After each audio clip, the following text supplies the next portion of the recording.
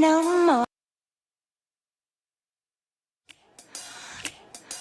No more pencils, no more books, no more teachers' dirty looks. The students at Harrington High have always suspected their teachers were from another planet.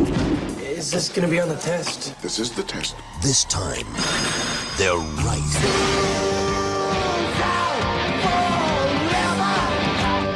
Now, these 6 students won't just question authority. They'll have to destroy it. Critics are calling it hip and scary. A thrilling ride from beginning to end. The Faculty. Please report to the principal's office.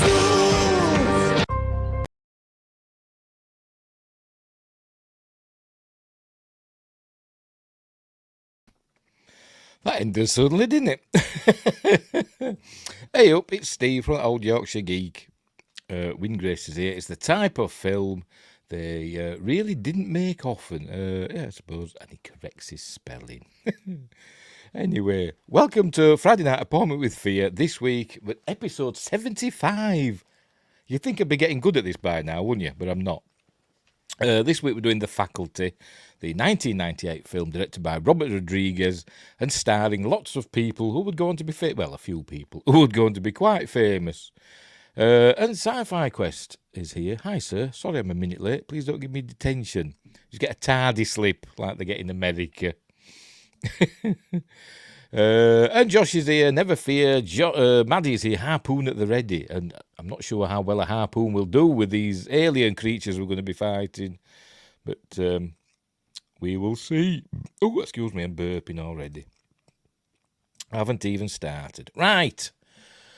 Apologies for that trailer, by the way. It restarted for some reason. I pressed play and then took my hands off everything, and it just restarted for some bizarre, weird reason. Most peculiar.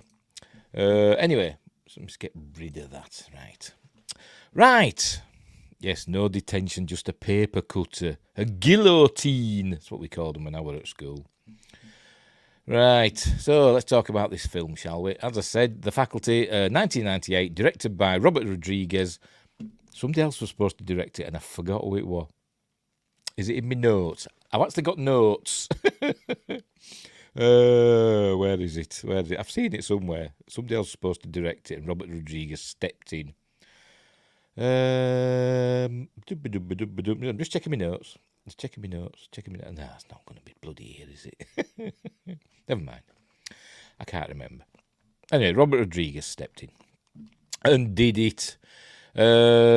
Starring, written by Kevin Williamson, who did stuff like Scream and things like that.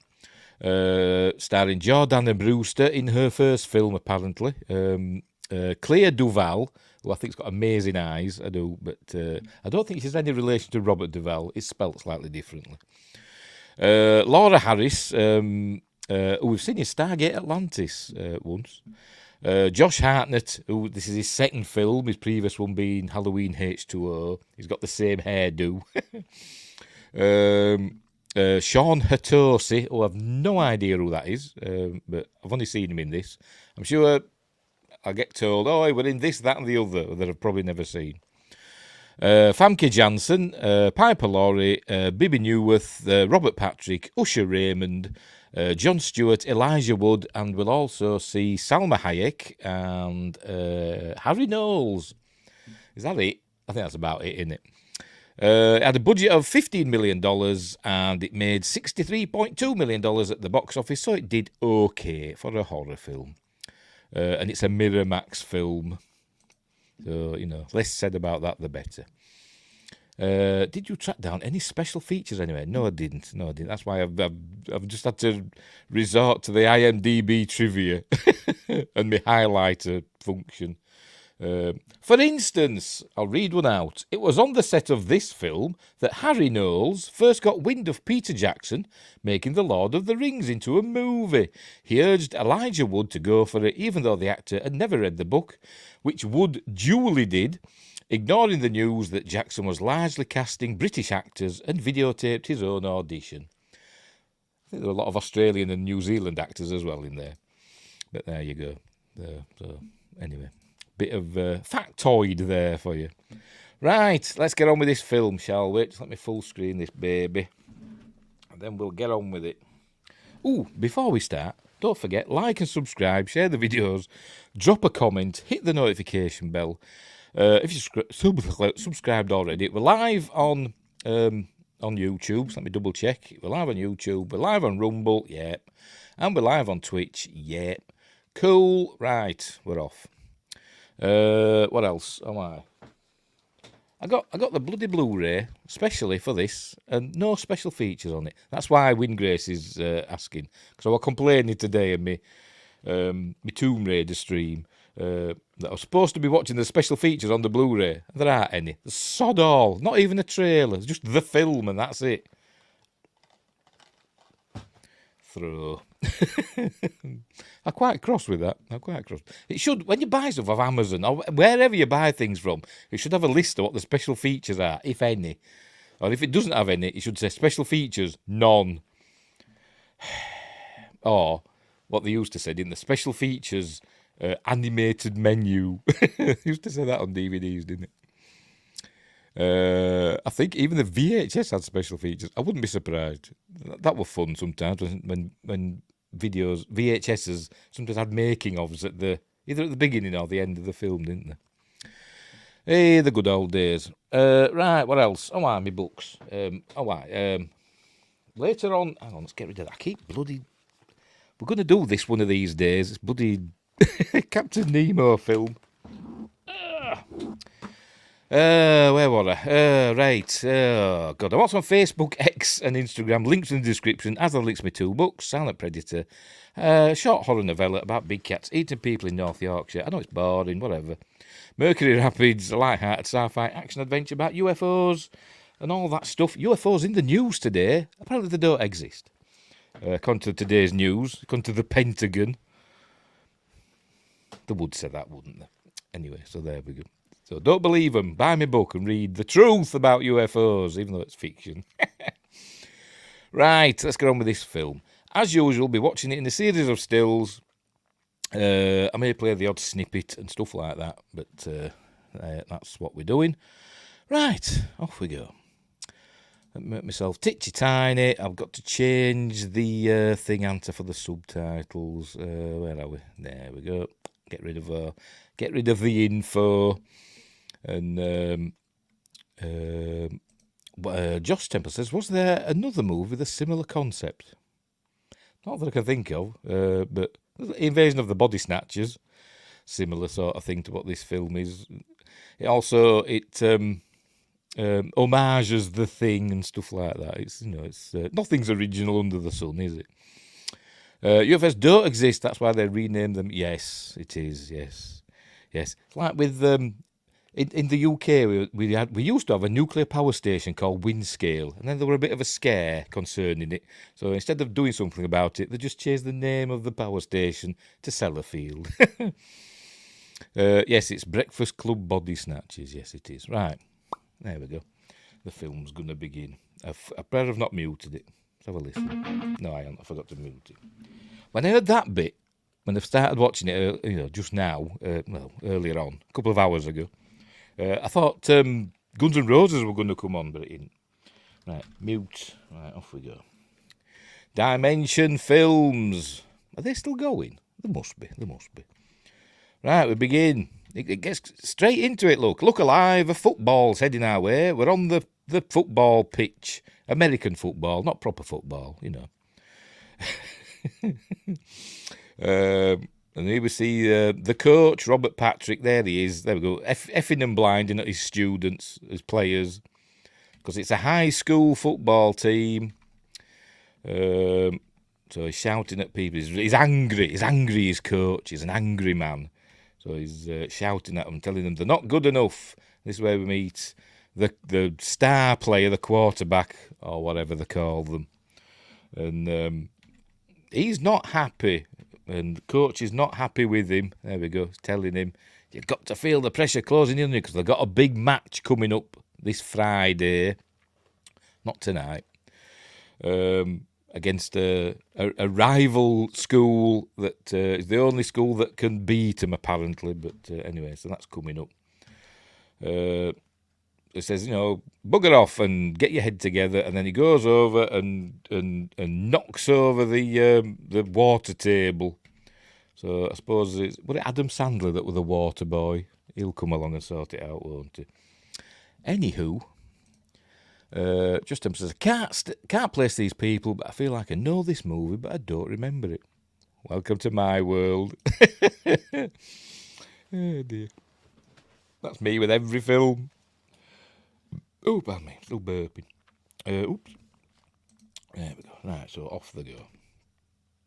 Right, so he gets angry for some reason at a sprinkler that's decided to start putting a bit of water up. And so he puts his hand, there we go, starts doing that. So he covers it up with his hand, and he just sits there for a while, or kneels there for a while, until a shadow comes over him. And we don't know who it is. We presume we know who it is later on, but by the end of the film. But, he sees somebody, and then we cut away to next. I think, does it just fade to black? Yes, it just fades to black. And then we cut to the school. This is the staff room, the faculty lounge. We call them the staff room in the UK. The place where no kids could go, this mystery place. Like Wonderland, where you weren't allowed in. Oh dear. But anyway, it's some sort of meeting, and we're learning that all the departments are getting cuts, and they're not getting what they wanted. This chap, don't ask me the names, I can't remember. He wanted to go take his students on a field trip to New York. That's not happening. One of the other teachers, not her, she wanted to do a musical, Guys and Dolls, but she can't do that. And another teacher, an old lady, she wanted new computers for her class, and that's not happening. This is Miss Drake, the principal. So she's saying, why? And we're told that I bet the football team gets all its new outfits, whatever they call them, new strip, and all new stuff. She says yes, because it's a football town, and on the Fridays the stadium's full and all that. That it pays for the school. And that's what the school governors want. So she says, my hands are tied. So there we go. That's what the school board wants. So there we go. So anyway, so they leave, but she's forgot her keys. There we go. Miss Drake, the drama club had their heart set on Guys and Dolls this year. I saw somewhere that Guys and Dolls doesn't have a set, so to speak. It's just on a blank stage. I don't know if that's right. I meant to look it up and I forgot. So it doesn't need a set. It's just the cast on stage. But I don't know if that's right or not. And she says use the set from a previous year's musical. But anyway, she's forgot her keys as Miss Drake, so she goes back in and into her office, and she encounters the coach. There we go. Who acts creepy with her. There you go. Have you been drinking? Surely at that distance you could smell his breath, but he's acting creepy, saying, you look very pretty, and he says, I need a pencil. So she gives him a pencil. She's been very belligerent with him, with good reason, because he's acting like a creep, and a bit rapey. I shouldn't laugh when I said that, but So, but anyway, he doesn't do the R word or anything like that. He just stabs her in the hand with the pencil. There you go, looking very pretty. There you go, stabs her in the hand with the pencil. Look, cool effect. So she's like, and then he says, I've always wanted to do that. I think we learned that, spoilers, it's about alien parasites taking over people, Invasion of the Body Snatchers style. And or rather, their copies are the Invasion of the Body Snatchers. In this, they take over a host, and they do control them. But I think that something of the host remains, so to speak. Which is why he says, I've always wanted to do that. So he must have always wanted to stab somebody with a pencil. Anyway, hang on, where are we? Looking at images online, Guys and Dolls has lots of elaborate sets from old-time New York City. See, so where I heard it from were a load of rubbish. Anyway, so there you go. Hey. Goa Wold, yes, Goa Wold.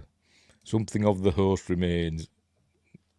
Should put a little star next to your apostrophe. Anyway, she's trying to get away, she can't, and the coach must have put this chain on this door while she was in her office. She can't get out. And then the coach calls her back to the office. Oh, well, she'd scratched him. She'd picked up, I can't remember what she picked up. She picked something up and scratched him with it. Might have been a pair of scissors. Yes, it was. I think it was a pair of scissors. And she scratched him with that. And she tries to get out through a window, but she can't. And she smashes coach over the head with a glass something.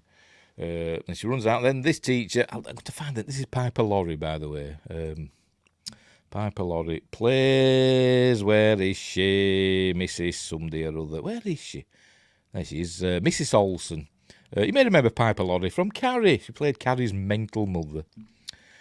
There you go. She wants to come back. She wants to come back. He says, I can't. And my keys are in the office. She still hasn't got her keys. Which she'd originally gone back in for. So she goes in for her keys, and she finds them, and then she comes back out. But coach is there, and so she starts fumbling with the padlock. The coach is approaching, look, and she drops her scissors, and they land outside. But she gets the door open and manages to close it and pull the chain, so coach can't get her. So she thinks she's safe, but... in a minute, all is not... Oh, there you go. She moves the scissors out of the way from coach, and Mrs. Olsen picks them up. And we see what happens next. She turns round, and Mrs. Olsen's there, looking kind of weird, and she stabs her repeatedly with gore. Well, with the scissors, and gore appears, and stabs her repeatedly. And Mrs. Olsen says... Oh, the faculty. No, she doesn't. Mrs. Olsen says... I always wanted to do that.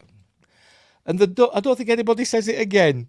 I thought, are they all going to say that when they turn? But I don't think anybody says it again, unfortunately. And then we get the titles.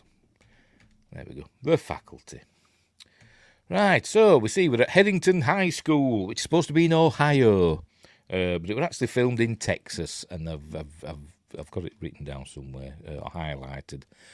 It was shot in Austin, which probably explains Harry Knowles' presence, because he was from Austin, wasn't he? San Marcos, Dallas, and Lockhart, Texas. So there we go. That's where it was filmed. So filmed on location. Cool.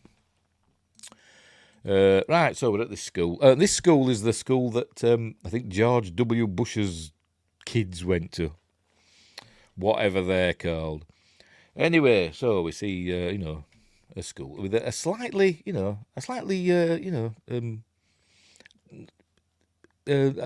think if it were a football town and all the money went to the football team, and you think they'd have a prouder sign, wouldn't you? And a better, well-maintained sign, or a newer one even. But obviously, not even that works. Anyway, a lot of people are angry at this school for some reason, and there's a lot of bullying goes on and all that stuff. Oh, we see that car again later. Student driver, we see that car later. Don't know who's driving it. Anyway, this is the entrance of Zeke, who's played by Josh Hartnett, with his wacky hairdo. The hairdo that almost got him fired from Halloween H2O, because he kept cutting it himself to make him look like a rebellious teen. Oh, I forgot it. There he is. There you go. That's the hairdo. And almost got him fired from Halloween H2O, but his reasoning was it made him look more, rebellious and stuff like that. And he kept it for this film as well. But anyway, here we see somebody's going to crash the car, and that's it. We've seen there's a lot of anger in this school, but then it's to show that, there's lots of emotions going on. And then later on, when the takeovers start happening, everybody calms down. Very much like Invasion of the Body Snatchers. They all get a bit emotionless, don't they, in Invasion of the Body Snatchers. But they don't get emotionless in this, they just kind of get mellow, which is fine. Right, here we're meeting Jordana Brewster. She plays Delilah. who is the love interest of somebody. The quarterback fellow we saw earlier on, whose name I've forgotten. Stan. Anyway, so there we are. There's Elijah Wood. He plays Casey, is the photographer. He's like the Peter Parker of this film. He's the photographer for the school paper. And he's also bullied. People keep bullying him and beating him up and stuff like that. There you go. And he's Claire Duval with her amazing eyes. I've got a thing about Claire Duval's eyes. I know she's gay, but, you know, whatever. In real life, by the way. There's more angry things going on. Road rage, I suppose it could be. And they're all laughing in the background. Say, yay, fight, as would happen. But anyway. Right, what's happening next? All right, Stan's decided. Remember, he's the star player in the team. He's decided he's going to quit the team and concentrate on his academic studies. And he's trying to tell Delilah, who's the editor of the school paper, and he's going to, you know, he's trying to tell her, you know, it'll be an interesting story, but she doesn't want to know. She's not listening to him, so he doesn't get a chance to tell her. Anyway, they're getting. Is this Casey they're getting again? Yeah, it's Casey they're getting again, whacking his balls against the school flag pole or whatever the hell it is. Here's Laura Harris, who plays Mary Beth. Always introduces herself with a full name. I can't remember what it is. I'm sure we'll see it soon. She's arriving. Hang on, does it? She introduces herself. She always gives a full name, and I forgot what it is. Anyway, she's asking these two here. Apparently, this here is Robert Rodriguez's sister.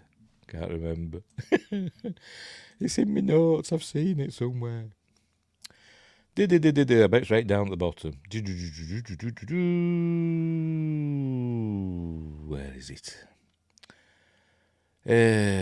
Yes, Robert Rodriguez's. She's Tina Rodriguez. Robert Rodriguez's sister. Her there.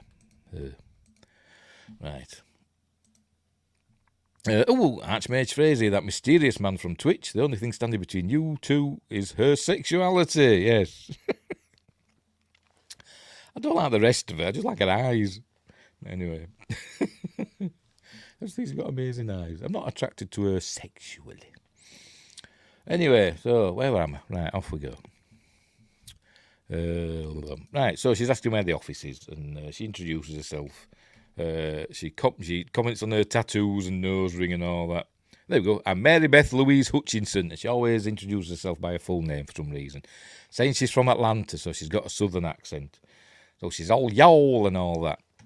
But she's actually Canadian, is Laura Harris, but you wouldn't know. And she's super pretty. Right.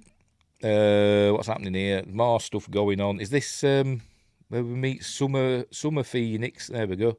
That's Summer Phoenix, River Phoenix's and Joaquin Phoenix's sister. She's just in the credits. We see her here and at the end. That's all. She's just listed as the fuck you girl. Sorry, I'm sorry for swearing, but that's what they call it. And that's all you see. And she gets like a main thing on the credits at the end. So I don't know if she had a bigger part that were just cut out, or if they're just cashing in on the name Summer Phoenix. Saying she's, you know, one of the main cast members, but that's it. But anyway, for some reason, hang on, let's go again. Where the hell happened there? What happened there? Never mind. For some reason, Mary Beth had a lingering look at Zeke for some reason. But anyway, he's off into the bathroom, toilets. And he sells drugs that he makes himself. He sells other things as well. He's a businessman. And we also learned that he's been held back a year because of because he, you know, flunked his tests or whatever. So he's been held back a year. But he sells drugs. He calls it scat, and he sells it in pens. Plastic biro things that you just sniff up your nose. And it turns out it's mainly caffeine pills that he grinds down and puts some other stuff in. But it does give you a buzz, apparently, and makes you giggle. Yes, he is a naughty boy, says Windgrace. Where are we? There we are. He's a naughty boy. He also sells fake IDs. That's what he said. Doesn't even look like me. But he says, 50 bucks for a fake ID. But he says, I'll also throw in some of my own Miscat stuff. So they pay him. Meanwhile, Casey's in the stall, shoving bog roll up his nose. Factoid from Windgrace.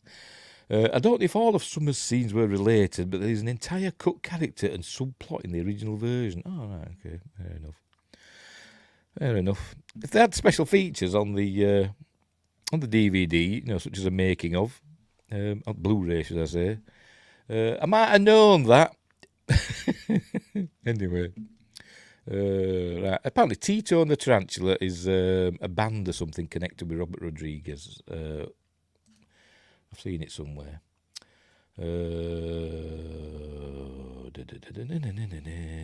Too many bloody trivia things here. Where have I seen it? There we go. When Casey nurses his wounds in the bathroom at the beginning of the movie, graffiti above his head reads Tito and Tarantula. This is the band of Tito Lariva, who has composed music and acted in director Robert Rodriguez's other movies, Desperado and From Dusk Till Dawn. So there you go. So that's a factoid of my own. Anyway, so he's in there doing that. Being miserable. He basically has a miserable time at school. But he also has the hots for Jordana Brewster, for Delilah. Anyway, back into the faculty lounge. It's where we meet Harry Knowles. Is it going to show us him? Do you remember him? You remember Harry Knowles from Ain't It Cool News? Meanwhile, Coach is drinking a lot of water. Here's Jon Stewart, the famous Jon Stewart, in an acting. I didn't even know he was an actor. But has he been in other things? He probably has. He's the science teacher. And there's Salma Hayek as the school nurse. And she's not well. She's very ill, but she's nursing.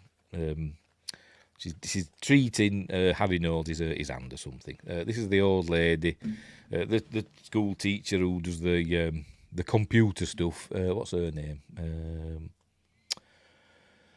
Hey, I'll find her. Don't worry. Why have they got her in? Oh, there, Mrs. Brummel. Susan Willis playing Mrs. Jessica Brummel. That's her. And she comes to a sticky end. Who wouldn't have the hots for Jordana Brewster? Yeah, she's all right. I suppose. But she's no Famke Janssen. There she is. Who they've tried to make look unattractive in this film. Failed miserably. Kind of done the same with Salma Hayek. Failed miserably. But anyway. We learn that this teacher, I can't remember his name either. Let's see if I can remember him. Hey, Mr. Oh, it's Christian. No, that's somebody else. Where are we? Mr. Tate. Daniel von Bargen as Mr. Tate. We had a teacher called Mr. Tate when I was at school. Because we used to laugh at him, but laugh about him, because he were called Peter Tate. So we used to call him Mr. Potato. Or potato, sorry. But from Yorkshire, so, or potato. Anyway, we learn he's a drinker, and who can blame him at that school? That sign says, the floggings will continue until morale improves. There's Coach having another drink. We learn that these parasites like the water. There it says, hello, Mrs. Olsen. Mrs. Olsen comes in, remember from last night, who's stabbing the principal to death. She's coming. Oh, for God's sake. There we go. She's coming. And she's had a makeover. There you go. So we know there's something up with those two, don't we? Anyway, in class. Right, so we're in class now. It's like some, I don't know, literature or something like that. She's writing about Robinson Crusoe on the board. And how is she a teacher? Because she's hopeless. She's like all meek and she doesn't want to talk to the class. And she's like, what was Crusoe's main fear and like that. And I thought, for God's sake, woman, how long have you been a teacher? Anyway, so she's asking what were Crusoe's, biggest fear, and Zeke answers, being alone on the island, blah blah blah. We learn that Zeke's not an idiot, but he just neglects his schooling for his other activities. Anyway, right. Delilah's still not listening to Stan. He's still trying to tell her, but he does finally tell her that he's quitting the team, and then she doesn't believe him essentially. But then she says, well, then she kind of says to him, well, what use are you to me? Because she's apparently, apart from being the editor of the school magazine, she's the head cheerleader as well, obviously. And she's saying the quarterback, the star quarterback, is supposed to date the head cheerleader, and all that. But anyway, so she blows him off, so to speak. Not that way. And they part. Right, so they're in Mr. Tate's class now. I think this is history, and he doesn't care. Is even pointed out by Stan that he's reading from the wrong chapter. They did that last week, so he says whatever, whatever. And this is where we learn that I've got her bloody name now. Stokely, Clea Duvall's character Stokely, is the hots for Stan, but she's pretending to be gay. But and it's been pointed out, in other plays, in other podcasts and stuff, that she's a real life gay person playing somebody pretending to be gay that's not gay. Well, yeah, that's called being an actor. It's called being an actor, darling, an actress. Anyway, Mary Beth introduces herself using the full name, obviously. John was in a few things early on. He was in Half Baked and Big Daddy. Not seen either of them. I presume the comedies. We learn that Stokely's into science fiction, so she makes the Invasion of the Body Snatchers connection and Puppet Masters. So she's reading sci-fi. She's trying to make friends with Stokely, who's not really interested. And then Delilah comes along and, starts picking on her, going on about her lesbianism. And,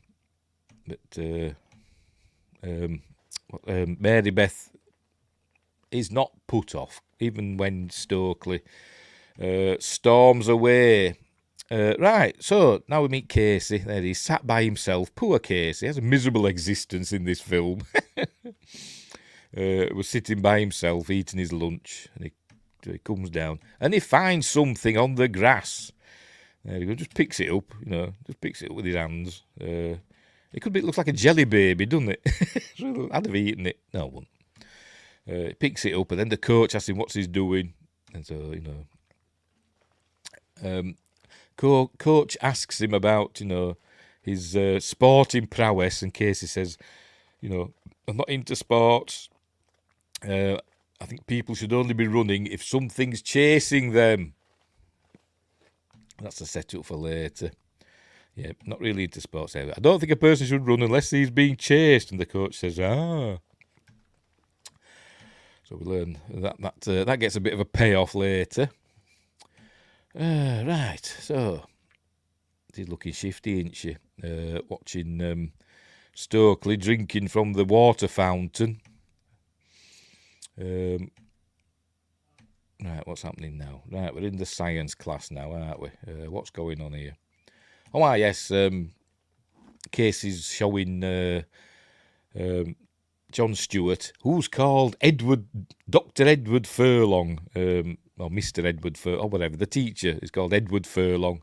Obviously, is the actor who played John Connor in Terminator 2. This is where Stokely tells Mary Beth that she's not really gay. It's just her security blanket to make people stay away from her. But there we go. Anyway, so he's showing the thing he's found to Mr. Furlong. There it is. So he thinks this could be a new species.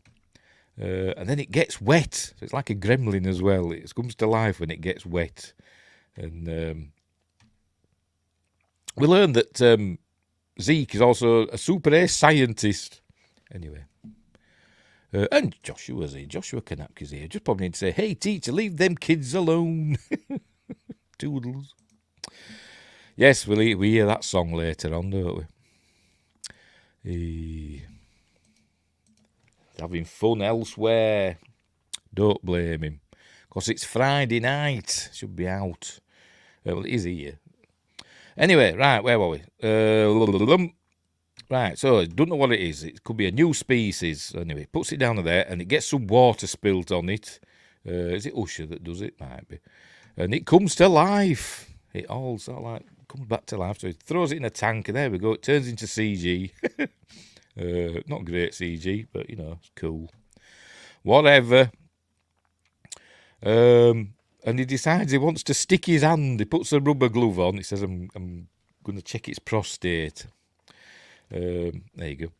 And he said he wanted to see, because its skin changed when it went in the water. It went from like, you know, not transparent to transparent. Opaque, that's the word I'm looking for. Went from opaque to transparent. Or translucent, take your pick. So he wants to feel it for some reason, so it bites him, obviously, like that. So I presume this is now where Mr. Furlong is infected. Dinner and Dune Part 2 with my daughter. Cool. I hope it's good. I've not seen it yet. I'll be waiting for it to come to streaming. Jon Stewart has always been a moron. Okay, bye-bye. Oh dear. Have fun at the pictures. Right, so it's bit him, and presume this is where he gets infected. And then Stokely's looking at it, and she puts her hand against the glass, and then it copies her hand thing. A bit like in The Fly 2, where Martin Brundle, not the racing driver, puts his hand where the flies are in this case, and they all go into the shape of his hand, don't they? Doing that with her. Why? Don't know. Maybe it's just attracted to the warmth. I don't know. Right, so Stan tells coach that he's quitting the team. He expects to get chewed out by the coach for it, but you know, because they're all calm now and mellow once they're taken over by the parasites. We don't ever learn their name, I don't think. The coach says, well, you know, fair enough. You know, you're going through some kind of change in your life, and what sort of human being would I be? He keeps saying, talking about being a human being. What sort of human being would I be, you know, if I stood in your way? So he says, right, fair enough. So off he goes to become an A student. They were having the changing rooms, and people are picking on Casey again, and Stan intervenes because they were gonna get Casey. Anyway, Stan's going into the shower, and so off he goes, showering himself. And somebody comes in. There we go, somebody with gnarly feet, and we learn that it's Mrs. I forgot her name, Brummel. Is that right? Something like that, ain't it? The old lady who wanted the computers. It's her. Hang on, there we go. She comes into the shower and she says she can't breathe and she needs to get wet, and then in the shower. And then said, get help to Casey, because Casey comes in to learn what all the commotion is. Mrs. Brummel, she says, you know, they're getting everybody. There you go. You don't know what's happening. They want everyone. And so he holds her, because, you know, what the hell do you do? But then all the hair comes off in his hand. It's a bit like me after I comb my hair, brush my hair after I've been in the shower. But not full of gooey blood stuff. Anyway, so it's all disgusting. So anyway, right. That's about making up the excuses now. Mrs. Brummel's got cancer. But they don't believe her. There's Coach standing in the middle of the sprinklers. He didn't like the sprinklers at the beginning, did he? urinal right there in the shower. Charming. I mean, why would you need one? You're in the shower. You don't need one, do you? And no, all the pipes go to the same place. There's not different pipes for different things. Just pee in the shower, people. Do it. It's fine. No, Casey takes a photo. I'll have a look at the coach in the shower.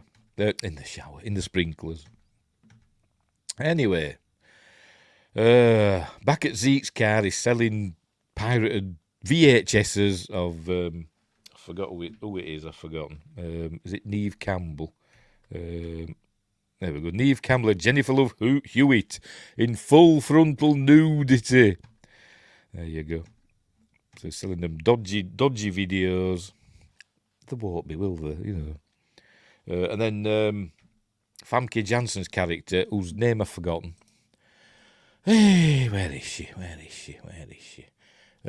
Miss Burke. She plays Miss Burke. Cut that, make it a short. Just pee in the shower, people. It's fine. This was a public information film from that old Yorkshire geek. Anyway, right. So she's being cross with him because he's doing his dodgy deals on school grounds. And we kind of get the feeling that he does like Miss Burke because she's kind of sweet, I suppose, and meek. But he's a bit of a, I don't know, he's a bull in a china shop, I suppose, is Zeke. Not to mention a murderer, as we get later on, but never mind. There you go. He's had there's been complaints about the stuff he sells. It's probably not very good. But she's telling him off. Anyway, he tries to behave. Look, the bloody cat's starting. Hey. And Coach never asks the question. I don't know what question that might be. It's obviously some reference I don't get. Oh, that one. Oh, right. Okay. Have you seen this boy? That wasn't a very good impression of Robert Patrick, was it? See, that's a nice bike. But he'll always be, and I've forgotten his name, Colonel Thingamabob from Stargate Atlantis. Anyway. He tries to sell her chocolate laxatives and raspberry-flavoured condoms and stuff like that, because he's a bit of an idiot, to be honest. There you go. And she says, they're so rude, and she just walks away, so. But anyway. Casey's telling Delilah that they found a new life form in science class. She's not interested. So they're going to break into the faculty lounge. The cat's starting again. Sumner, yes, Colonel Sumner, yes. Thank you, Wingrace. I knew he'd know. And I thought you were going to go with X-Files. Oh, yes, he played... I'm going to have to let the cat out. Just a minute.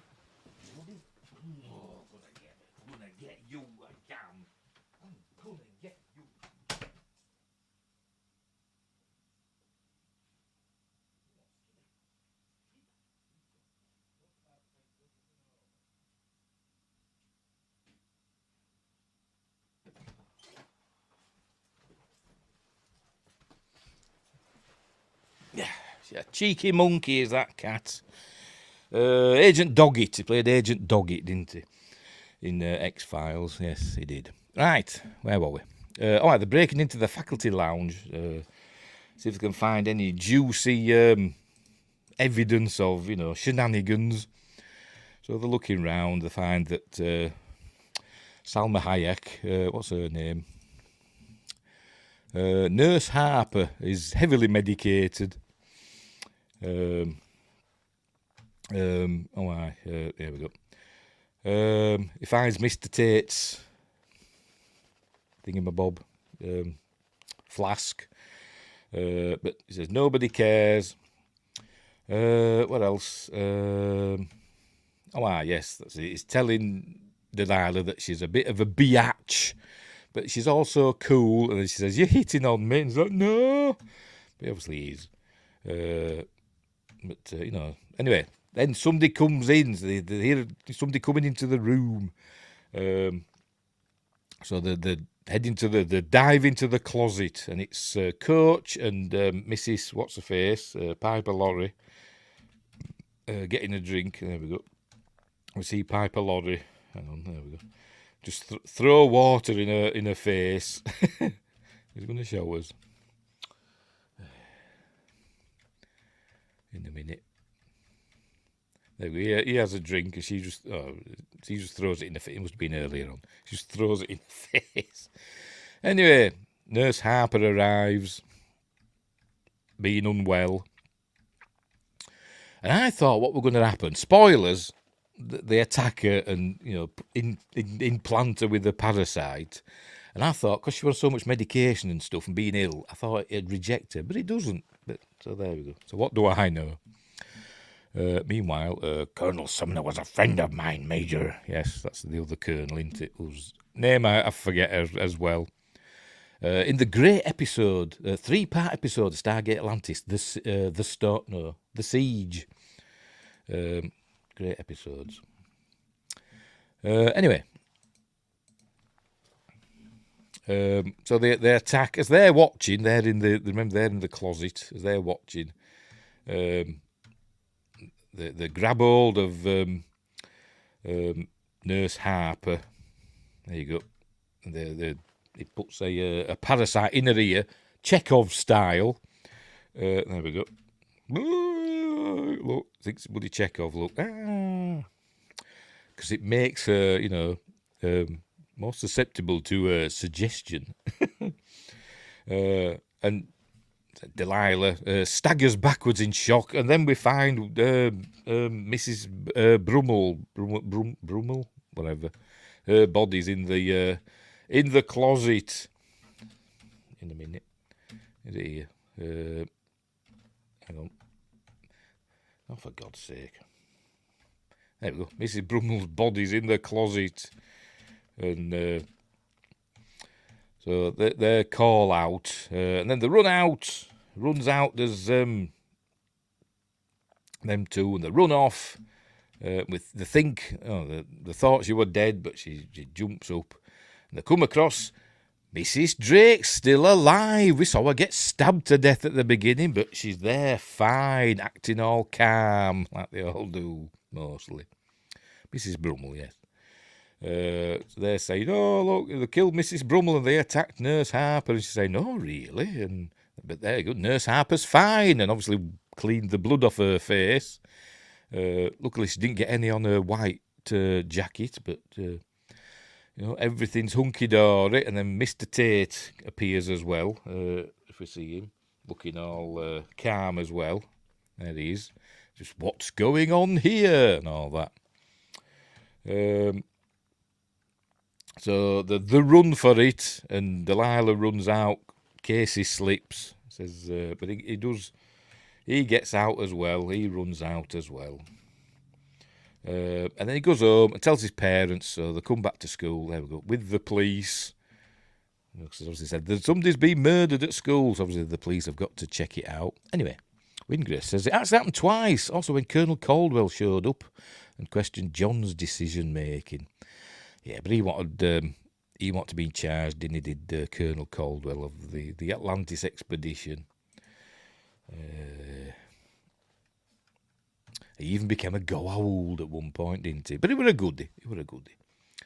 Anyway, right. So Casey comes back with his parents, and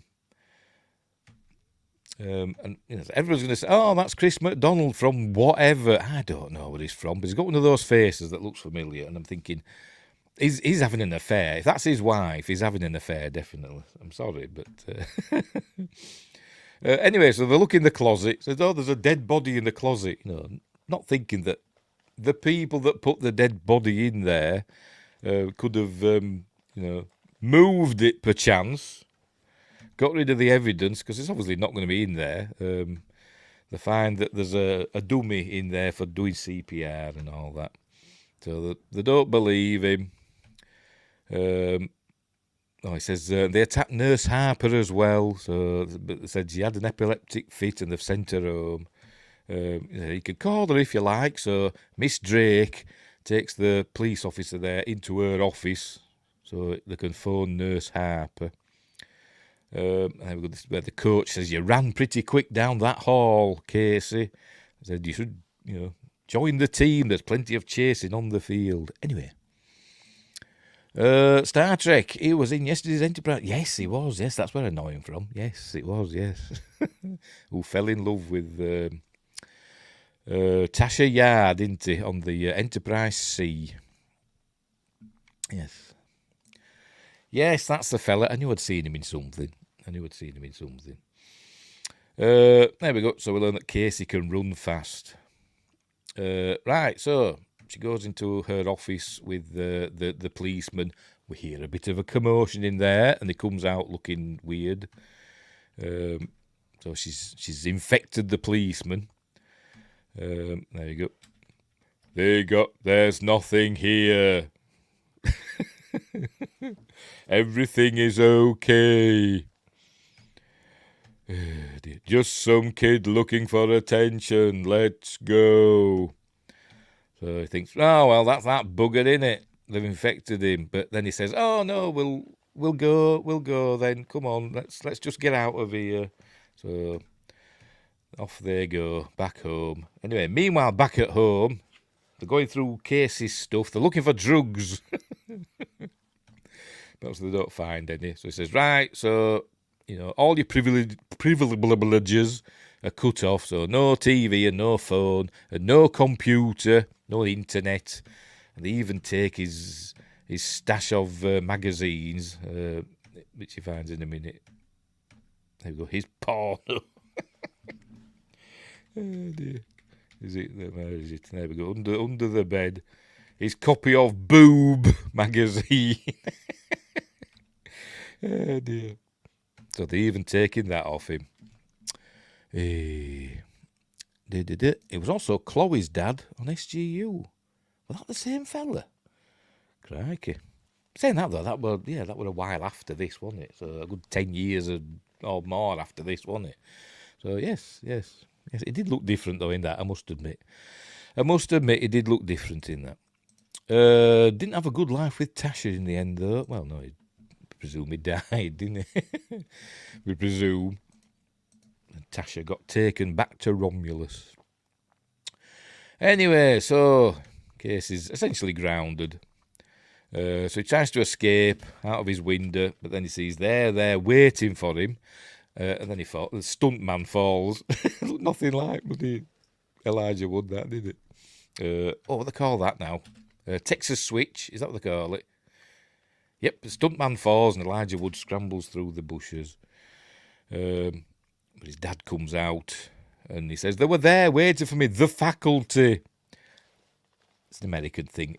Britain's, the teachers are going to get me, that's all they'd say, wouldn't they? But there's nobody there, they've all gone. So they text him in the house, get in the house now, and notice he's still hanging on to his Boob magazine. And I thought his parents have been got, because it's all very dodgy, is this? They go in the house, and he's acting quite suspiciously, and close the door, and then we see that, presumably that's his wife, she closes the curtains, and ominously, as though they're going to get Casey and infect him. I think that's what you're supposed to think, It's one of those, who's infected and who's not. It's like the Thing, isn't it? It's one of those things. Yes. She gave birth to Seela. Yes, did Tasha? Yeah, yes, she did. Right. So, presumably this is the next day. He's brought Casey to school, and then come home right after school. But then he sees the coach talking to his dad, and another is trying to as well make us think that as his dad being infected, as because they're talking to each other, is his dad one of them? Don't know. If he was, you'd have thought they'd have got Casey, wouldn't you? But they haven't yet. Anyway, never mind. Right. So, anyway, back in school. So, what's going on? All right, he meets Delilah. She's in disguise, wearing glasses. There you go. So they repair to the bathroom, and they've got to find evidence. So what they're going to do now? I can't remember. We'll find out in a minute, won't we? I think they look for Stan. I think it says we've got to find Stan. All right, then we have a little scene of the teachers in the faculty lounge. They turn on the air conditioning because they don't like it too hot, by the way. So they turn on the air conditioning. And then we have this little scene that, as though there's a passage of time. And I thought, a days and days and days going by here, showing the takeover of the school. Because we hear that students are being called to the principal's office, pardon me, where presumably they're getting infected with the parasites. Parasites, that's people from Paris, isn't it? Or Parisians. Parasites. Because they do this, like I said, this weird, dissolved thing. Oh, look, they're getting lots of water in, and we see Harry Knowles, there we go, bringing in lots of bottles of water. So I thought, all right, so we must be going over days and weeks and stuff and seeing how things progressing. But no, this almost happened in one afternoon. Because later on it says they took over the school in a day and a half. So, so I don't know what the point in that was. Anyway, so what are they? This is obviously the computer class. She talks to Stan because Mary Beth realises that Stokely has the hots for Stan, and she pushes her into him, and she says, "Oh, sorry." And then they start talking. He talks about quitting the team, and the reason why he's quit the team is because in one of his tests the previous year, he got a D. I think it was science because it was Mr. Furlong, and Mr. Furlong gave him an A, even though he failed the test. Well, not failed, but he got a D. But give him an A because he's got a strong arm or whatever.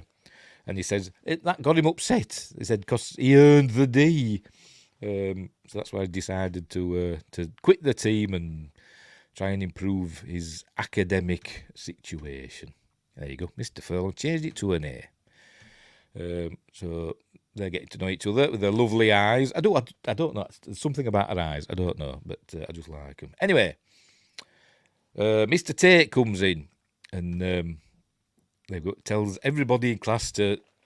This new project, they're going to write down their family's names and the next sort of like write down the immediate family and then the sort of like extended family names and stuff. Mother and father, brothers and sisters, aunties and uncles, that sort of stuff. So that's the project. Oh, and he says, "Is this for a test?" And he says, "This is the test." Looking kind of weird. There we go. This is the test. Right, what's happening next? Mary Beth talking to Zeke over something. I can't remember what, but they seem to be getting on. I like the checking lockers of the teachers. I think they're looking for Zeke's drugs that he sells to the students. I think they're looking for those. But anyway. I don't know if they find any or not. Right, so what they're doing next? Yes, Mary Beth goes off with Zeke. He's going to get some supplies. So, but before that, these two, who have been infected, it seems, they want all of his stuff, all of his scat. They're willing to pay for it. And they say, "Have you got any more?" And he says, "Use in moderation, guys." But then Miss Burke appears, looking all sassy now. So she's obviously been infected. And she says, it's not taking any more of Zeke's crap and all that. And she's swearing at him and stuff. And there you go. So she's obviously changed. And there you go. So she tells him off, and then she goes, if she catches him selling any more of that stuff, she's going to shove her foot up his bottom. So she's got aggressive. So everybody else has got calm and mellow, but for some reason, Miss Burke has become super aggressive. Maybe it just switches you, makes you become the inverse of what you were before. Maybe, I don't know. Anyway, right. So they're in the library talking quietly, and this is where she talks all about her sci-fi knowledge, Invasion of the Body Snatchers and stuff like that, and puppet masters, etc. Excuse me. Yes, don't mess with her. She's bonded to Picard. Yes. Speaking of bonded, she was quite aggressive in the James Bond film, wasn't she? GoldenEye. With its amazing puns. I had to ventilate someone. Oh, God. Right. But yes, she got bonded to Picard. In The Perfect Mate, wasn't it? She was the template for later on trills, wasn't it? The pattern. She had the trill pattern, didn't she? And on the neck and that, and they stole that for the trills in Deep Space Nine, didn't they? Because the original trills had bumpy foreheads and stuff, didn't they? And looked, not very attractive. And they changed it when they came round for Jadzia Dax. They thought, well, we'll not make her look to be like an ugly alien or whatever with bumpy bits on. We'll make her look attractive. So that's what they did, didn't they? They stole the pattern from The Perfect Mate. Anyway, right. So they're they're theorising about what's going on. That it's aliens. So they decide that it's aliens, so they've got to get proof. And he talks about Independence Day, and she talks about science fiction literature and stuff.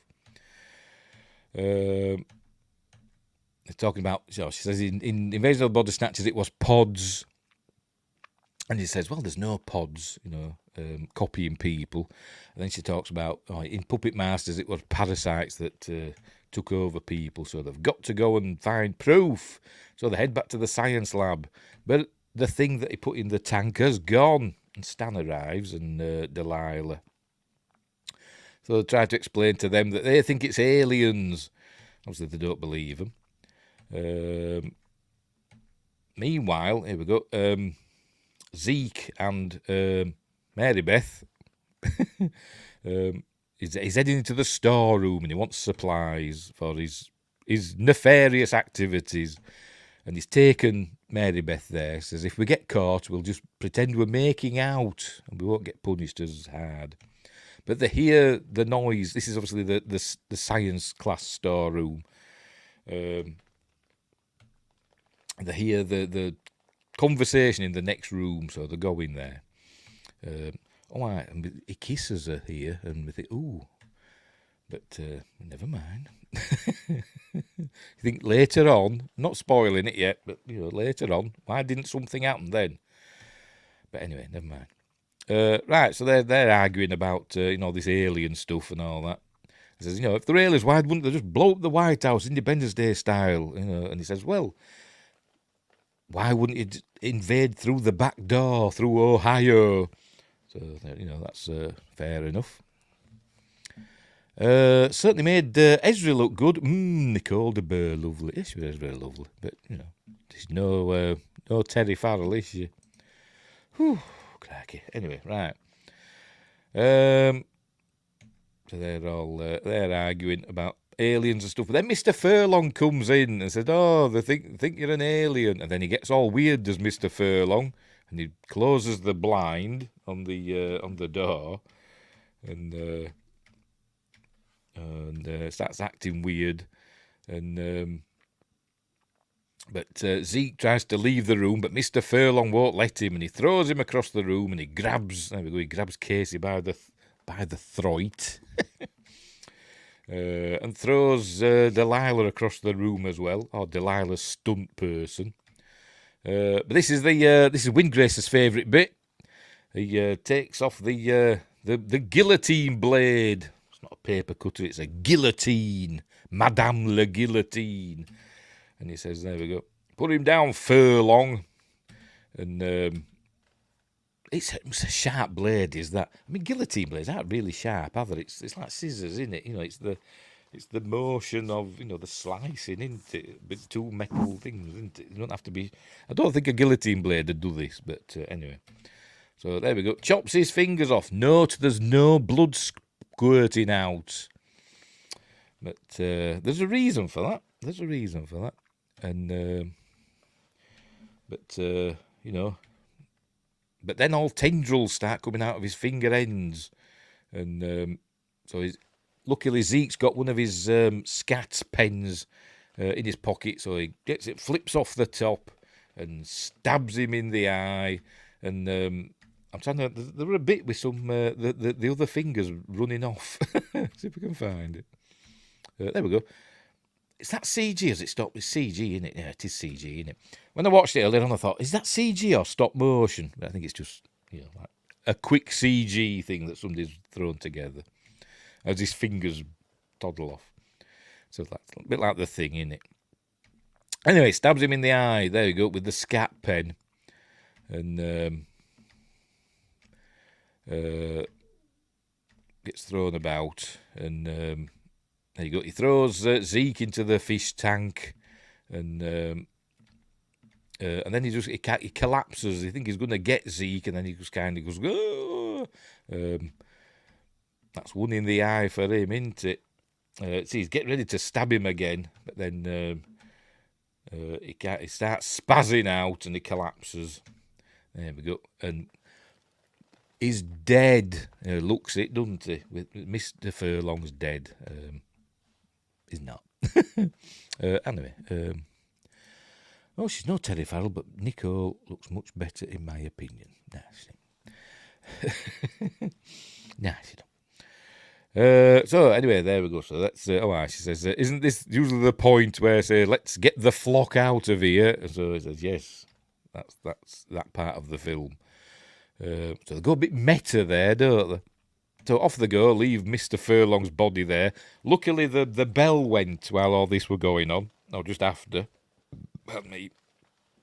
So there's going to be a corridor full of students for them to escape through. So off they go, and said they're heading straight for the parking lot in their cars and stuff to escape. So off they go. They're all being looked at, because the students are being turned as well. Look. So they escape. Off they go. They all pile into Zeke's car and drive off. At high speed, the town radio is off the air. It's like the whole town has been taken over. Maybe it has. There was a roadblock even. But they get away. And for some reason, nobody's waiting for them at Zeke's house. You think, if they'd taken over the town, they'd know who he was. It's Zeke. They know where he lives. Lives in quite a nice house. I think his parents are supposed to be rich and they're always away, abroad, either work or holidaying or what, I don't know. But Zeke's basically left to his own devices, which is why he is the way he is. Meanwhile, Wingrace says, I like them both. Can I have you both? I'd buy that for $1. Terry's beautiful. Nicole is cute. Nothing wrong with either. No, there ain't. Yes, I agree with Wingrace. Right, so they're going to Zeke's lab. Here he is, because he thinks he's Breaking Bad chap. I forgot his bloody name now. Walter White, that's the fella. He thinks he's Walter White. Anyway, this is where we learn he's basically just using caffeine pills. And grinding them up. And he's got a gun as well, because it's America. And he's also got a rat, a white rat. Why? Don't know. But he needs it in a bit. Why? Yes. When they got Mr. Furlong, they were getting ready to get Zeke, I think, or somebody, or maybe Casey. I don't know. But like when they got him, stabbed him in the one of them came out, one of the parasites came out of his mouth and landed on the floor. And Casey scooped it up in a jar for evidence. So this is what they're doing. They're checking it out. Is Zeke, because he's a scientist. I'm something of a scientist myself, he said, probably, off screen. Anyway, so he cuts off part of it and pops it in the cage with the rat. It doesn't fall through. It's just a grating, isn't it? It doesn't fall through. It just lands there. Luckily, that it didn't just drop through all the way. Never mind. And then he drops a pipette of water on just to activate it, and it immediately gets the rat. Look, and into the ear, because it's a seti eel. Anyway, the rat kind of just becomes mellow and just starts cleaning itself in slow motion. It's a slow motion rat. You're walking along with slow motion. So then Zeke just kills it. He puts his hand in and says, "Sorry, buddy," and just kills it. Breaks its neck or whatever. And then cuts it open and takes out the parasite. And apparently the parasite's essentially taken over the insides of the rat and dried up all its bodily fluids, which kind of doesn't really make sense with the rest of the film, but never mind. Right, so he takes that out, and there we go, he's having a look at it.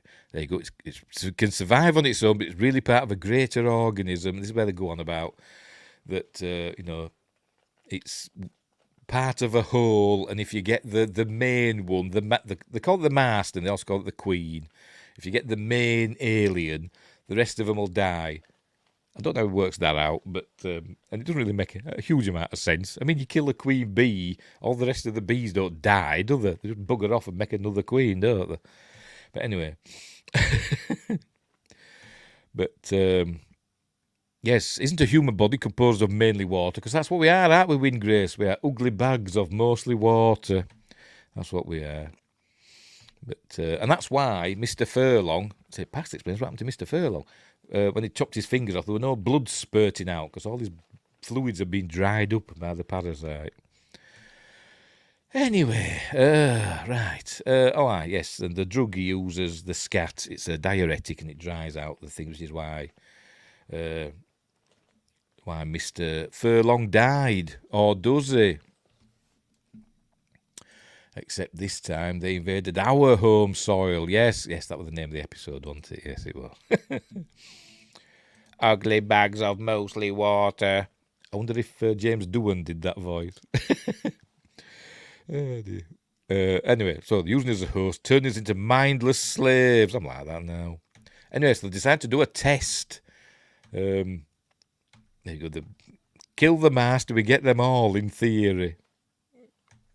It's as much of a theory as my, Star Trek Legacy coming mid-2025. Oh dear.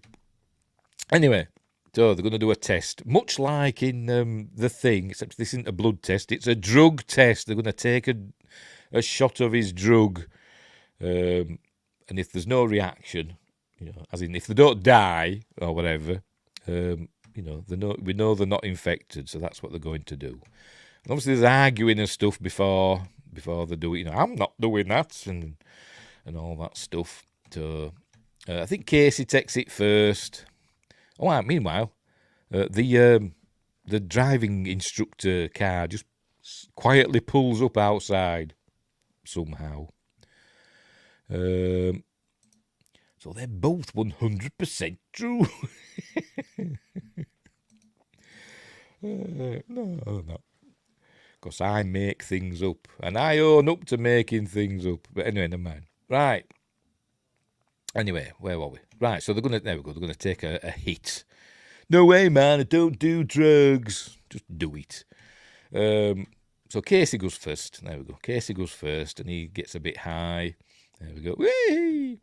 And then I think, who goes next? I can't remember. We'll see. Casey starts giggling. I think Zeke takes a hit, and then it's Stan's turn, and they're all fine. What's her face?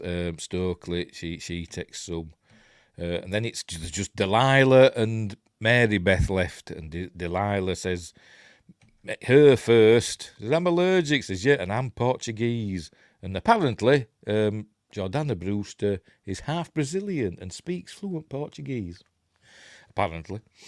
But anyway, So Mary Beth takes it, and you've got to... Hang on, has she done it yet? Hang on, where are we? Has she taken it yet? Because you've got to watch it, because it gets replayed later on. Oh, we're not there yet, are we? We're not there yet. Come on, Mary Beth. There she is. So Mary Beth goes first. There we go. Mary Beth goes first. Then watch, if you watch... It replays it later, and it happens completely differently to what we're seeing here, but never mind. There you go. She's taking it, look. Oh, for God's sake. They're taking it at the same time. Anyway, there's no effect for Mary Beth. There you go. She takes hers, look. Oh, it cuts away, doesn't it, just as she takes it. And Jordana takes hers. Sorry, Delilah takes hers as well. And Mary Beth seems fine, but Jordana goes to check on her. Not Jordana, Delilah. To check on her. There you go. She's infected. Dun, dun, dun. She's the Palmer of this scene, isn't she? That's the character in the thing. By the way, I'll just check and make sure they're still going. Yes, we're fine on there. Fine on there. No comments on thingy, and we're still going on Twitch. Cool. Right. So, oh shit. So they have a bit of a fight. They're trying to restrain her. So he said, shoot her. And Casey can't shoot her. So Stokely takes the gun. I'll bloody shoot her then. There you go, I'll shoot her. And she jumps through the window, door, whatever the hell it is, and runs away. They're all chasing her. And she jumps into the car of the driving instructor and drives off, and we hear gunshots going off, but we don't see how happening. We just see her running after. I don't know how many bullets has got Zeke, but I didn't count how many got shot. So she escapes as the student driver car. So there we go, and we don't see her again. Wink. Anyway, so they've got to get the Queen. Alien. There you go. Kill the Queen, who can get them all back. Even some of the dead ones, it seems. Spoilers. Swearing just for the sake of it. Right, so what they've got to do now, I can't remember. They're heading back to school, are they? Yes, they think Miss Drake. They think Miss Drake is the Queen. Of course, obviously, she's the principal. So she'd be the one that started it all at the school. Because it's where they mentioned, they took over the school in a day and a half. So which kind of got rid of my, which negated my, passage of time theory. But anyway. So they get back to school and so where's she likely to be? Where is everybody on a Friday night? They're all at the stadium watching the football. There we go. Go, Hornets, go. Go, Flash, go. Go, Flash, go. So, anyway, so there's a football match going on. So they've got to find Miss Drake. Meanwhile, while all this is going on, the Hornets team, including Usher, is that Usher? Might be, I don't know, have all been infected, and they're going around infecting the opposing team every time they tackle them and stuff. They get them. And infect them. So there we go. So that's what's happening there. Right. So they're going to the school. There we go. There's Miss Drake with Piper Laurie. I can never remember her character name. Dispassionately watching the game. Anyway, they're in school. And Miss Drake comes in. Don't know why, she just did. She must have seen them and thought, I'll go to see what they're up to. But she comes in, and so they attack her and tie her up in the netting and try and force her to take the drug. Luckily, they brought it must be Zeke's mobile dispenser. Maybe he has it in his car or something, but it's a grinder, like it must be a coffee grinder or something or whatever. They use it to grind up his stuff and dispense it. Or maybe it's just a dispenser, I don't know. Anyway, to pour into his pens. Mary Beth's looking after it. Oh, excuse me. So, you're going to take this, or I'm going to shoot you. He said, no, I'm not going to do it. And so it said, well, she's not going to take it, so what do we do now? Because obviously they don't really want to shoot her. But then Zeke comes in, takes the gun. Here we go. Just takes the gun. There you go. And just shoots her. Bang. What if she were innocent? What if she wasn't infected? I mean, we know she is, but what? He just bloody shot her, just killed her.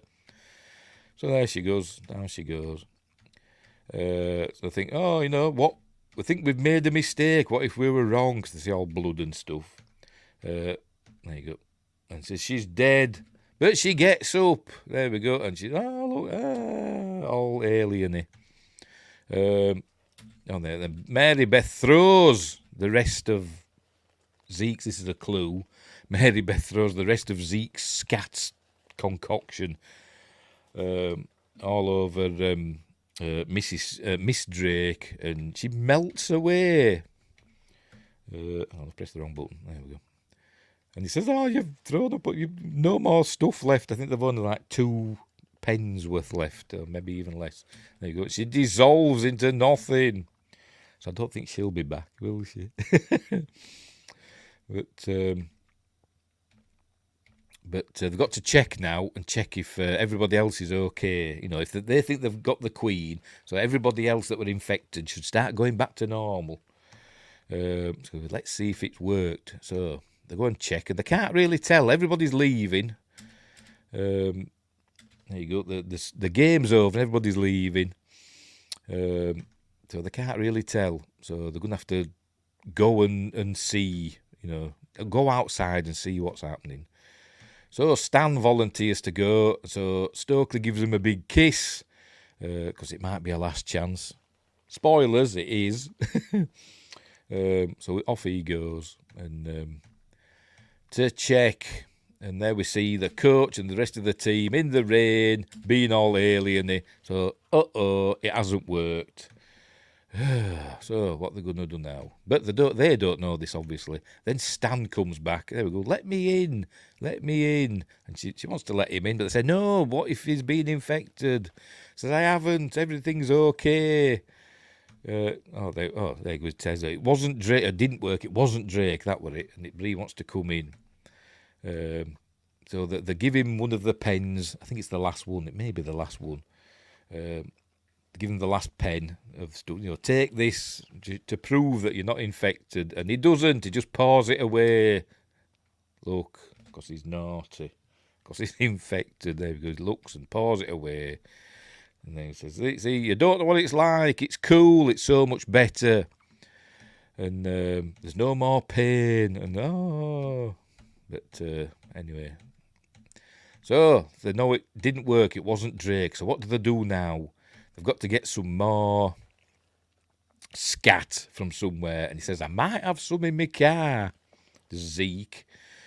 So him and Casey head out. It's in his trunk. So they've got to make a run for it, for his car.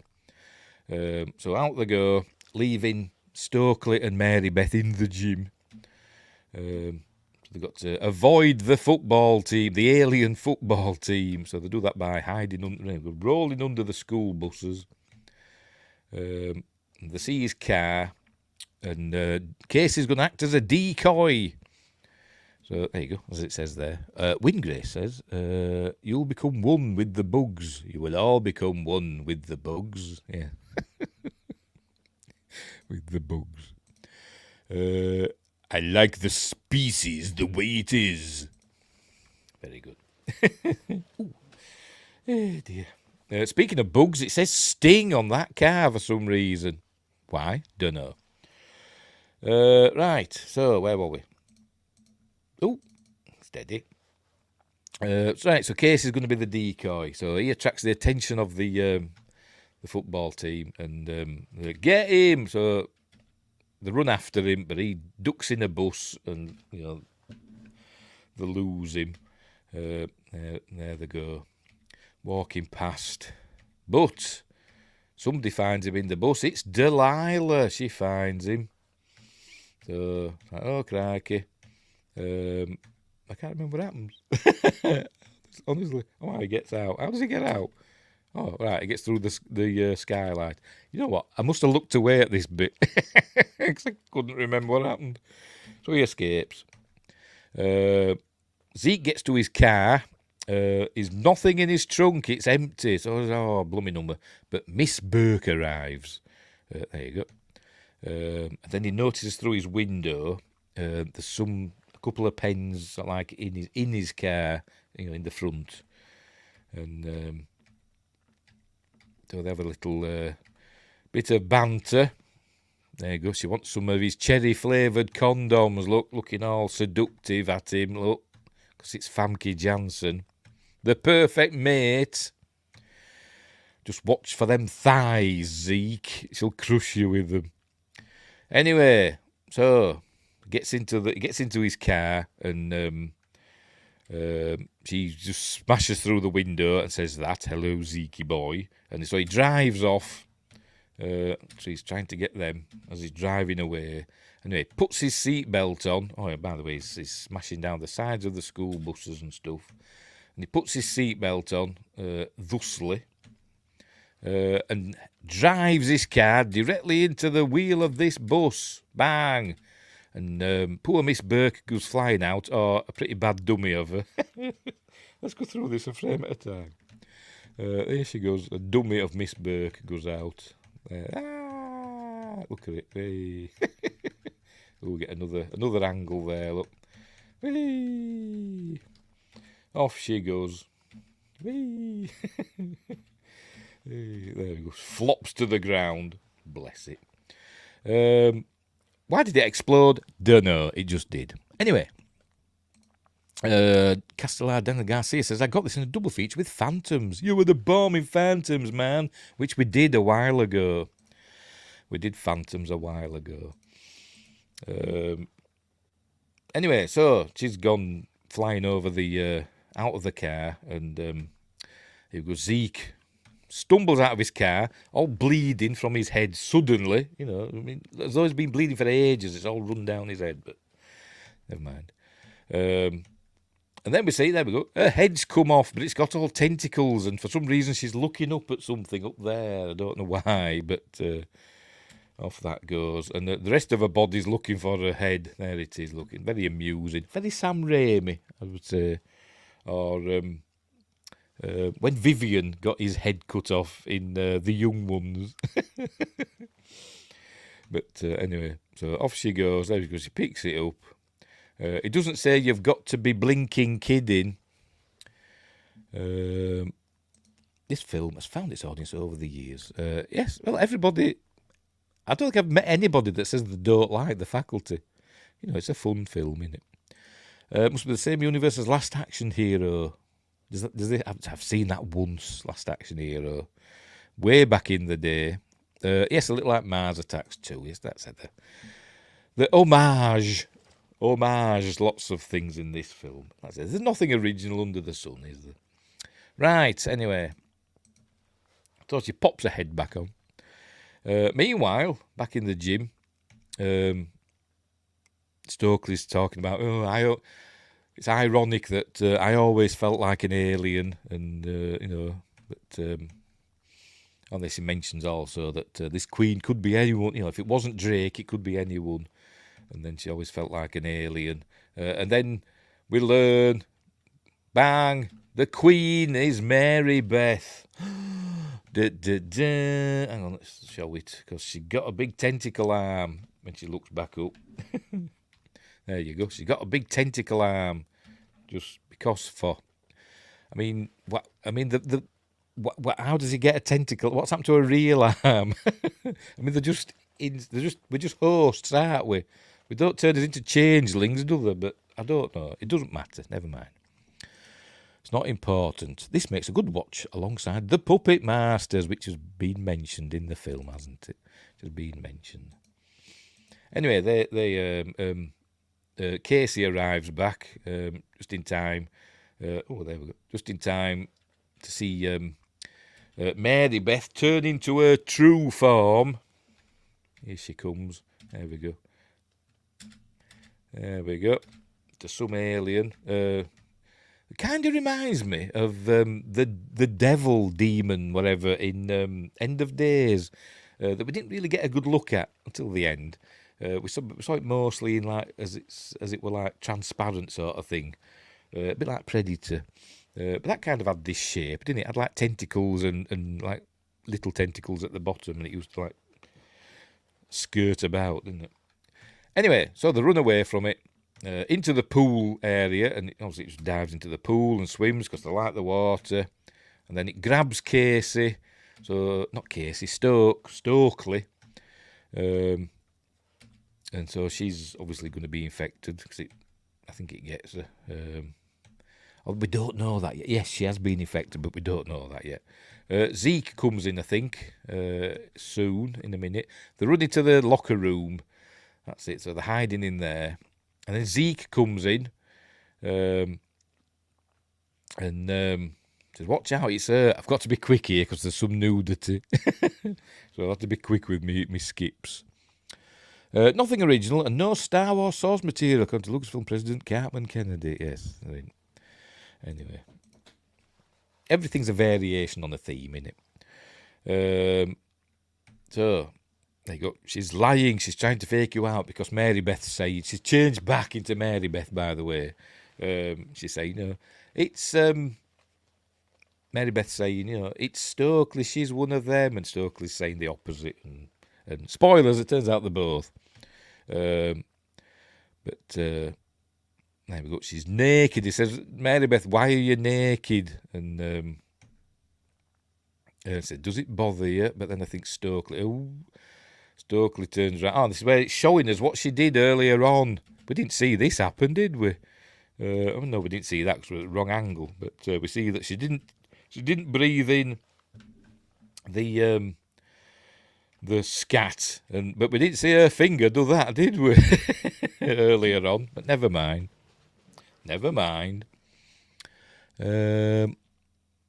I might be alone on the others, but I used to watch this along with 13 Ghosts and Ghost Ship. It does have that vibe from the same era, wasn't it? They were like this, and they were like, as I said, them two films, and they were like House on Haunted Hill and films like that, weren't they? They all had a similar vibe, didn't they? They're all like glossy, teen horror films, I suppose you could call them, couldn't you? I did not inhale, yes. A certain president said that, didn't he, once? Anyway... we learn it's dead it. I think there we go. It's Stokely. She's infected. Look, but Casey grabs her and chucks her into this thing here that he can lock her in, this cage, and he locks her in that cage. She can't get out. So there he goes. He says, "How do I know you're not an alien?" So he takes another hit of scat. So that's two he's had in quick succession. He's going to be off his tits, isn't he? His Casey.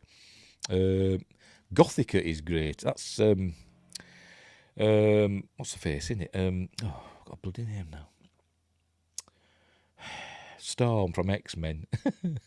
Catwoman. What's her name? Her anyway, isn't it? I've seen that once. It was all right. Where are we? Oh yeah, that's one I haven't thought about in years. The same here. I think I've seen it once. It was fine. Then Friday the 13th, that's for sure. Love me a bit of Jason. Anyway, right, so he takes another hit, does Casey, to prove that he's not infected. And then Mary Beth comes back in. There we see all these shadows, these tentacles. And Mary Beth comes walking through. He says, I'm seeing two of everything. Mary Beth comes walking through in a minute. Oh, yes, Stokely grabs hold of him by his hair. There we go. And here, Mary Beth, see the bottom. Can we get away with the bottom on YouTube? I don't know, but anyway, she comes walking down the thing, and for some reason, she's got the shadow of the tentacles around it. Why? I don't know, but she just has. I don't know why. It looks cool, doesn't it? That's why. That's why she's got that. And this we're learning that from her planet, they lived in the oceans, and the oceans dried up, and she escaped and found Earth. So that's what's happened. That's why they've come to Earth, and she wants to take over. And see, still got all the tentacles. God, that was close, wasn't it?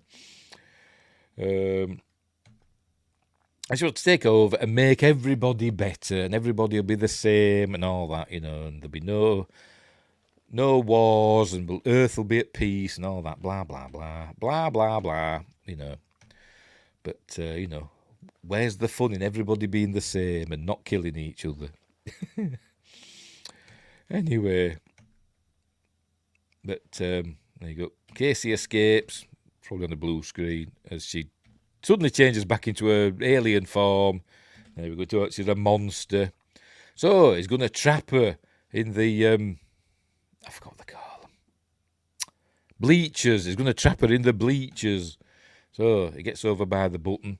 She comes in. He presses the button, runs down the back of the bleachers. So she comes after him. And there you go. They start closing in. Look, really quickly. Do they do it that fast in real life? I don't know, but these do. It's not really a thing in British schools. I mean, I think we had them at our school, my high school I went to. But I think they were like mechanical. I think they were a hand crank. They weren't electric.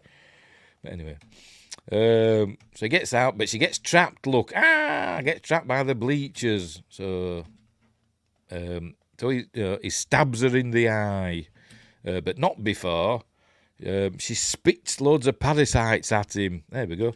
But he stabs her in the eye with his scat. They could have called it something else, couldn't they?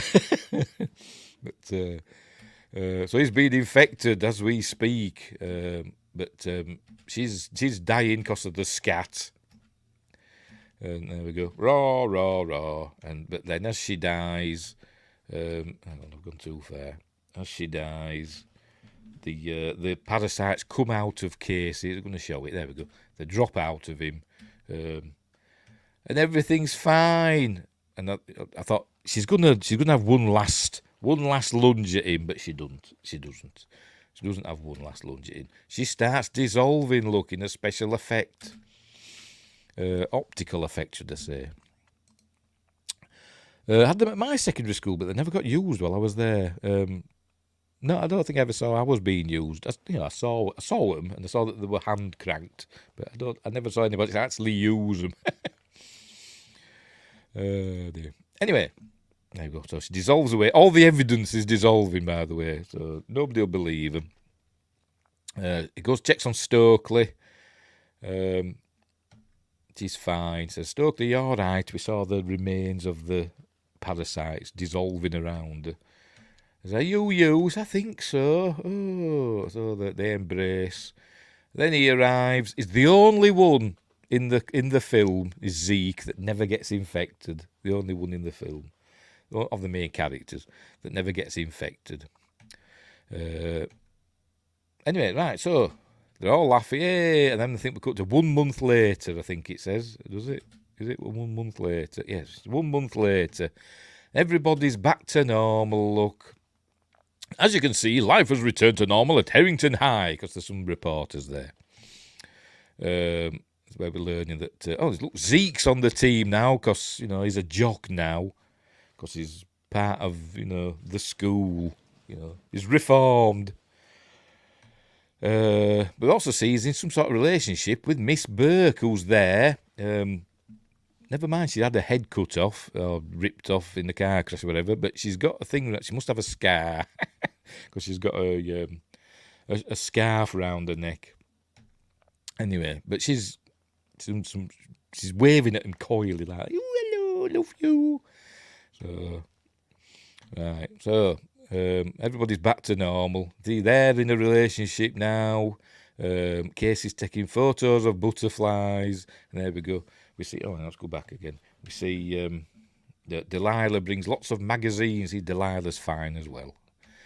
Brings lots of magazines. There we go. It's in People, Generation Extraterrestrial. Meet the young teens who fought the alien horror.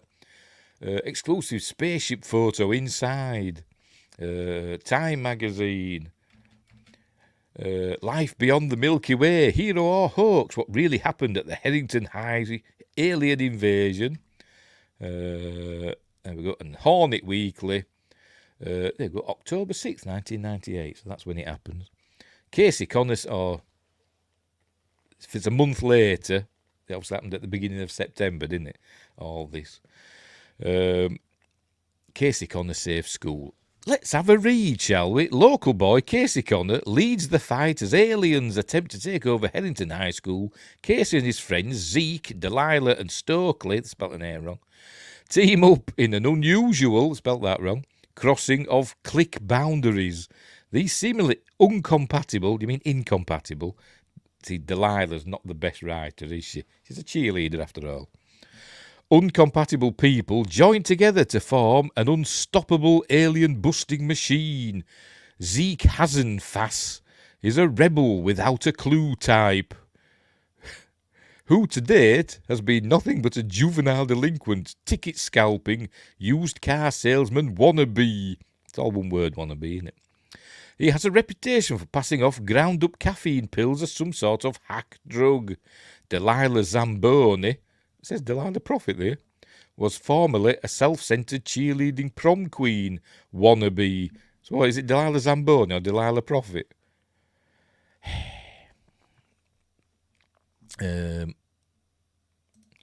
That's not a very good photo for a Time magazine. I typed bad thing, but the thing caught fire, screamed and turned to dust. Yes, all right.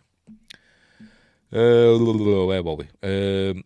Also, we thought, behind Hind, every successful man is a good woman. She sure proved herself that night. Finally, we get to Stokely, a loner whose outsider reputation set the standard for isolation. She seems to have modelled her personal style after a lesbian pit bull combination. Once again, I'm happy to report that the critics were wrong. Casey and his friends, Zeke, Delilah and Stokely, team up in an unusual crossing of cliffs. Just repeating. Yes. They're seemingly incompatible. So he says incompatible there. They put incompatible. They spelt it right. People join together to form blah, blah, blah, blah, blah, blah, blah, blah, blah. Right. So just repeating again. So there we go. So that's what it says. If you were interested, who cares? So there we go. So he's a hero. I think are they an item now again? Do they kiss? I think they do, don't they? Yes, they do. There we go. So they're an item now. It's all happily ever after. More reporters arrive. Look, they want to talk to Casey. And that's the end of the film. Life goes on at Headington High. There we go. Directed by Robert Rodriguez. Screenplay by Kevin Williamson. Story by David Wechter and Bruce Kimmel. Produced by Elizabeth Avalon. Bob. You can mention Bob, but not the other one. Bill Scott. Is Bob still producing then, or is he? You know, is he in? Has he been sent to Coventry as well? I don't know. Anyway, unless you're an old woman or Fraser's ex-wife. Yes, we never saw Miss Drake, did we? We never saw Miss Drake come back, and obviously Miss Brummel died. But apparently everybody else seems fine. Because the reason I'm not ending it is because we're going to get we're going to see some more people. I don't think we see Miss Drake. I could be wrong. I used to get notifications from my own vids or streams from YouTube, but now don't for some reason. Anyone else noticed? I ain't got my phone, so I don't know if I've... I don't get notifications from my own stuff. I don't think I do, anyway. Right, anyway, so there we go. There's go. Jordana Brewster, yeah. Claire Duval with the lovely eyes. And Laura Harris, who's super pretty. Josh Hartnett with his mad hair. I forgot his name. There we go. Sean Hatosi, who I've never seen anything else. Looks a bit like Scott Grimes there, doesn't he? He looks a bit like Scott Grimes. Salma Hayek. There we go. We're going to see some more. Famke Janssen. Piper Laurie.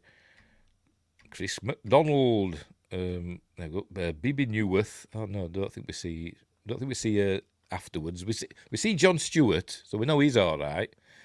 There we go. The coach, Robert Patrick. We know he's fine because we saw him. Usher. And there we go. Jon Stewart. So he's survived because he's got an eye patch when we got stabbed in the eye. And now he can't eat donuts anymore. There we go. Because he's got his fingers chopped off and he can't hold them for some reason. Is that Mr. Tate behind him? Probably. I don't know if you see him. Looks like Mr. Tate, doesn't it? There we go. Daniel von Bargen as Mr. Tate. Elijah Wood. There we go. Summer Phoenix. We saw her at the beginning, we saw her at the end, doing exactly the same thing, telling this fella to F off. And that's it. Oh, and John Abrams as whoever he is. So, why do they get a credit? Apart from, in the cast list. Anyway, edited by Robert Rodriguez. There we go. So that's the end of the film. It's a lot of fun. It is a lot of fun. It's a cool film. It's The Faculty. Give it a whirl. It's fun. It's fun. Right. Hang on, let me get rid of that. Make myself big. Right. So, there you go. The Faculty. Alien invaders. Bamboozled by some delinquent kids. Right, what's coming up next? What day are we on? We're on Friday. Sunday. Oh, no, I don't do my Sunday news streams anymore, do I? I've decided I'm not going to do them anymore. But I might have a news story for tomorrow, I think. I think I saved the story. Where have I put it? Oh, there we go. Yes, it is. Yes, I've got a news story to do for tomorrow, if I remember to record it. But anyway, so we'll leave it there. We will leave it there. Right. Hang on, let me get rid of that. Oh, so, Monday. Yes, I've got Monday. Monday. Oh, where is it? Where's the bloody thing? Mondays, magnificent Mondays. This week we're doing Space 1999, Alien Attack. It's the episodes. It's like a movie version of the Breakaway episodes and War Games episodes from Space 1999. It's cool. So that's what we're watching on Monday. By the way, X should have the title right this time. Yes, so we're going over to Sci-Fi Quest, is watching Starship Troopers at 11 p.m. UK time, 2300 hours. Don't ask me what that is. Over the pond. Oh, pardon me. Venus, played by Kidada Jones, was in about 5 scenes that were all cut. There you go. I wonder why. Anyway. Right, so we'll leave it there. So, thanks Windgrace and Sci-Fi Quest and Castellar Daniel Garcia and Josh Temple with his harpoon and Joshua Kanapke, who's probably now in the cinema watching Dune Part 2. And I think that's all we've had to pop into. And that's Mage Frey, that mysterious man from Twitch. Thank you all for keeping me company in the chat as I waffle on about The Faculty. Did they get all me pearls of wisdom? Let's have a look. Did that one. What else? Gillian Anderson turned down the role of Valerie Drake. There we go. The role of Delilah was originally written for Charisma Carpenter. She turned it down because she felt the role was too similar to her character Cordelia from Buffy the Vampire Slayer. Sarah Michelle Gellar, the title star of Buffy, also turned down a role in The Faculty. Oh, there we go. Several scenes involving an additional character named Venus, played by Kidada Jones, were shown in TV previews for the film, as well as Tommy Hilfiger commercials, but cut from the film. She's also visible in a scene in the theatrical version, standing next to Usher in Mr. Furlong's science class when they are looking at the new species in the aquarium. So there we go. Jessica Alba auditioned for the role of Delilah Prophet. Or is it Zamboni? Who knows? During a retrospective interview for Halloween H2O, Josh Hartnett acknowledged his controversial hairstyle that can be seen in the film and The Faculty. In that film, in Halloween H2O and The Faculty. Both productions hated it, but Hartnett intentionally kept cutting his own hair and messing it up to look more like an authentic teen. These antics led to fights with producers, and the director of H2O, that's Steve Miner or Sean Cunningham, I think it was Steve Miner, wasn't it, who wanted him fired. Ultimately, that did not occur, and Hartnett finished both films. What else have I highlighted? The car Zeke drives is a 1970 Pontiac GTO, originally titled The Feelers. John Stewart plays Professor Edward Furlong in the movie. Actor Edward Furlong played John Connor in Terminator 2 Judgment Day, chased by the T-1000 Terminator, played by Robert Patrick, Coach Willis. What else? Mary Beth always introduces herself by her full name. There we go. The film takes place from September to October. Yes, we worked that out, didn't we, from that magazine? Robert Patrick and Famke Janssen share the same birthday, November 5th. Patrick was born in 58. Janssen was born in 64. That it? Yep, that's it. Right. Right, we'll leave it there. So, thank you everybody for keeping me company and the millions watching around the world. Oh dear. So, what's next week? I haven't decided, have I? Can't remember. I can't remember if I've decided what's next week. Oh, yes, I have. I've decided what's next week. Next week's Friday Night Appointment with Fear, we're doing a sequel. Ages ago, it might have been one of the earliest ones I did in Friday Night Appointment with Fear. We did Jeepers Creepers. Next week, we're doing Jeepers Creepers 2. There we go. You heard it here first. Right. So we'll leave it there. So, thanks for watching. Don't have night wherever you are, don't have nightmares, or whatever my outro is. Look after each other, and until next time, I'll see thee. And head over to Sci-Fi Quest, because he's watching Starship Troopers, head over and subscribe to Sci-Fi Quest and subscribe to Wingrace's channel as well. Right, I'm going now. Bye.